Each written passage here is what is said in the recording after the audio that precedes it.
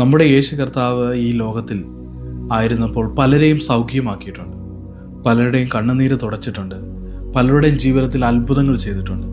എന്നിട്ട് അവരോടൊക്കെ കർത്താവ് പറഞ്ഞു, ഇതാരോടും പറയരുത്.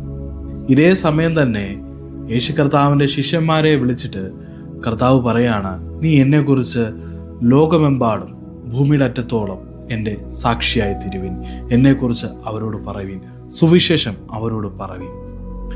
ഈ ലോകത്ത് നമുക്ക് ലഭിക്കുന്ന നന്മകൾ, അനുഗ്രഹങ്ങൾ ഒക്കെ ഈ ലോകം കൊണ്ട് തന്നെ അവസാനിക്കുമ്പോൾ യേശു കർത്താവിൻ്റെ ശിഷ്യനായിരിക്കുവാൻ ആഗ്രഹിക്കുന്നെങ്കിൽ അത് ഈ ലോകം കൊണ്ട് അവസാനിക്കുകയില്ല, നമ്മളെ നിത്യരാജ്യത്തും ആ ശിഷ്യത്വം കാണും എന്നുള്ളതാണ്. അനുഗ്രഹങ്ങൾ ഈ ലോകം കൊണ്ട് തീരുമ്പോൾ ശിഷ്യൻ എന്ന് പറയുന്നത് അവന് ഈ ലോകത്തിൽ ഒരുപക്ഷെ അനുഗ്രഹങ്ങളൊന്നും ലഭിച്ചെന്ന് വന്നില്ലേക്കാം, പക്ഷെ അവനൊന്നുണ്ട്, ഗുരുവിനെ പോലെ ആകുന്നത് ശിഷ്യന് മതി.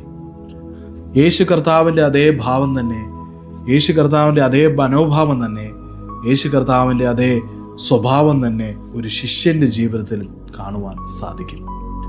അപ്പോൾ കർത്താവ് പറയുകയാണ്, ഈ ലോകത്തിലെ അനുഗ്രഹങ്ങൾ ഇവിടം കൊണ്ട് അവസാനിക്കുമ്പോൾ ഞാനൊരു ശിഷ്യനായിരിക്കുവാൻ ആഗ്രഹിക്കുന്നെങ്കിൽ നിത്യരാജ്യത്തിൽ അവനും കാണുമെന്നുള്ളതാണ്.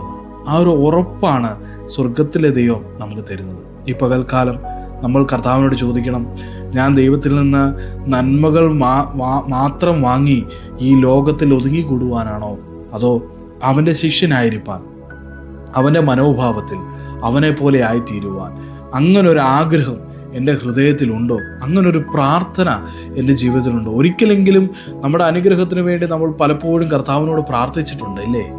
പക്ഷേ കർത്താവേ, നിന്നെ പോലെ, നിൻ്റെ മനോഭാവത്തെ പോലെ, നീ സ്നേഹിക്കുന്നത് പോലെ നിൻ്റെ ശിഷ്യനായിരിക്കാൻ എന്നെ ഒന്ന് രൂപാന്തരപ്പെടുത്തണമേ എന്ന് നമ്മൾ പ്രാർത്ഥിച്ചിട്ടുണ്ട്.